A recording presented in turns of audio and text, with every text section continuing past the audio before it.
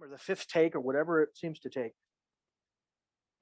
there's always going to be somebody who just doesn't quite get it. And you actually have to accept the fact that you're going to have students that, for whatever reason, just don't quite mount. Sometimes they're totally distracted because the number one star, the number one focus of all social media is not Brad Pitt, it's not Johnny Depp, it's not Robert Redford, it's not Morgan Freeman, it's not Mel Gibson, it's not Kevin Costner, and I like many of those people, and thank God my management is friends with some of them. It's none of those people. You know who it is? It's you using Facebook while you're driving a car. That's what we do. We're self-absorbed with social media. And it shows when I see people, hey, folks, I'm in the car right now and I'm talking on video. And I'm like, oh, fuck, I hope you're not driving in front of me. Or worse, behind me. Messaging, the context of what you're going to say what you want to say up front. And then think about where you're at. Do you want people to take you seriously? Now, you're going to find that some people are so competitive, they're going to bash you.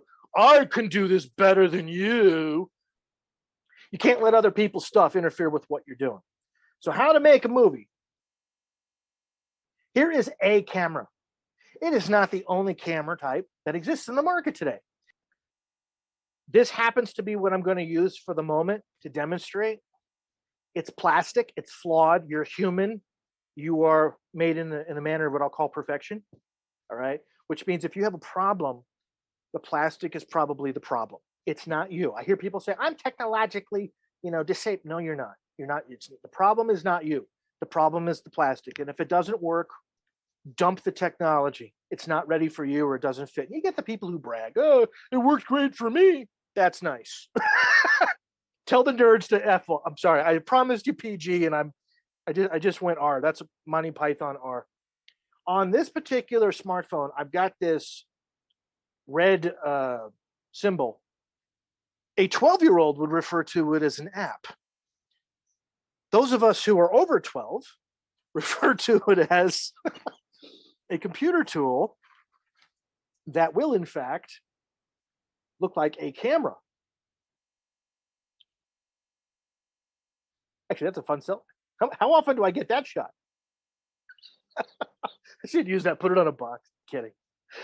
Anyway, start recording something. And you have to have in your mind what you're going to say before you say it, or I promise, one of the golden rules of public speaking is you will stall. Just like an airplane. Okay? You're going to stall if you don't know what you want to say. So your best bet is, hello, my name is, like the Matthew West song. Yeah. Hello, my name is Child of the One True King. And start coming up with what exactly you want to say. You're not going to close your deal on video the first time around. You're not going to be the highlight reel guy. Hey, check out his Amway pitch. No. Get the basics down. Then be prepared to go in on any freebie editing software and learn how to cut your dialogue so that it's so succinct. I want you to pay attention to the fact that I'm using a lot of my oldest sister would talk to my mother. My mother would be like, it's difficult to listen to her because she'll sit there like this and go, anyway, Mom, I was thinking, what was I going to say? Can we please cut this shit and send me the edited version? You're going to lose your audience over that. You will lose your intended audience over that. And then you got the kid who's 12 years old, or no, 20 years old, who's got all the state-of-the-art video shit on the planet. He's mortgaged up to his eyeballs for this little Oprah wannabe set. And they come on, and what are their first words? Hey, yo, what's up? My name is. Okay, let's kill hey, yo, what's up? My name is. If you're wearing sagging pants on your blog, on your video blog, whether you call it a blog, video blog, or vlog, or web conferencing, or whatever semantics you decide to use, you're doing it wrong. You look like a thug. No one's going to pay any attention to you. Of course, there's always, yo, what's up? Again, how many role models of the industry have to look you in the face, like in the movie Crash, and say, You embarrass me. Great line. And he's speaking to a gentleman who was the actor known as Ludacris, is absolutely fantastic gentleman, trying to speak into the lives of kids. Some did, some didn't listen. You need to decide what you want to say and then rehearse. Do several takes. How did that look? Oh, I don't like the way my face looked. I don't like the way my hair looked. You know, you're right. You need to go get a haircut. You need to go to the dentist, because let's say you got crooked teeth. Let's get this clear. When you're in a courtroom, the more attractive person selling their pitch to the jury wins the case. You know what that says? You can call it used car salesman all you want. You put the person with straight teeth against the person that looks like actor Steve Buscemi, the person with the better looking profile is going to maintain the audience. Or they're just so without energy. Yeah, that's going to lose them too. Tone is everything. Don't just scream at people like this. That doesn't do it. I've heard of people who go to a given convention. That's all they do. They go on the stage and scream to people. Yeah, I'm aware that Amway and its derivatives have done that. It numbs the brain, and they weren't gaining any customers. Now, when you are recording something in which you want an audience to react to you, you want a controlled audience, but we'll talk about that another time. Right now, I want to cover the basics. So you take your device and you hit record and you do your best to capture, listen to the buzzwords.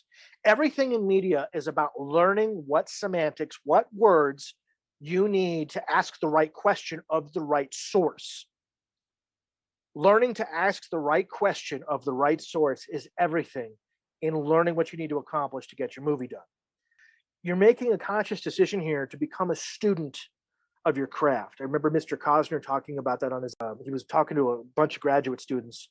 I showed up in class, I had read the books, both books from, both of them on the first day, and I sat there and I started to understand what it was like to be a good student, because for the first time I was really on fire. Presuming that you are, take your messaging, write down exactly what you want to say. You need to presume you're going to forget what you were there to say. I don't care how many times you rehearse it.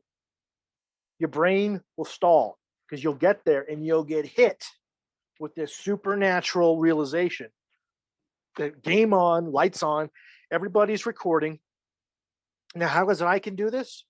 Because I know I'm going to go in and edit the crap out of this. Actors who are looking for opportunities, use your smartphones and make short movies that are about 10 to 30 seconds long. Stop waiting for other people to build a big film studio that looks like Warner Brothers in 1945 and employs you full time. Stop waiting for that fantasy to happen. The industry is hurting financially. The major studios are not there to put you to work. They're there for one reason. They want to market their brand and increase their stock value to their stockholders. That's it. And if they can make product without you, they will, because humans are expensive. So if you want to get your stuff out there, and if you want one of those major labels to come alongside you and go, hey, you did the thing pretty good.